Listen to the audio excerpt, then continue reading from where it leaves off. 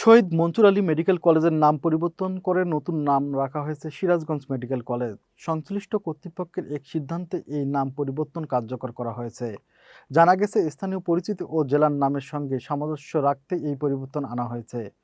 নতুন নামের ফলে প্রতিষ্ঠানটি এখন থেকে আনুষ্ঠানিকভাবে সিরাজগঞ্জ জেলার পরিচয়ে পরিচালিত হবে।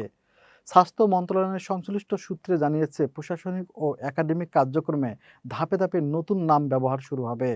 ইতিমধ্যে অফিসিয়াল নথিপত্র, সাইনবোর্ড ও ওয়েবসাইটের নাম পরিবর্তনের প্রক্রিয়া চলছে।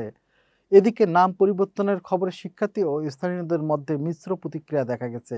কেউ কেউ এটিকে সময়োপযোগী সিদ্ধান্ত হিসেবে দেখছেন, আবার কেউ পুরনো নামের ঐতিহ্য ধরে রাখার পক্ষে মত দিয়েছেন। উল্লেখ্য, এই মেডিকেল কলেজটি দীর্ঘদিন ধরে অঞ্চলের চিকিৎসা, শিক্ষা ও স্বাস্থ্যসেবায় গুরুত্বপূর্ণ ভূমিকা রেখে যাচ্ছে।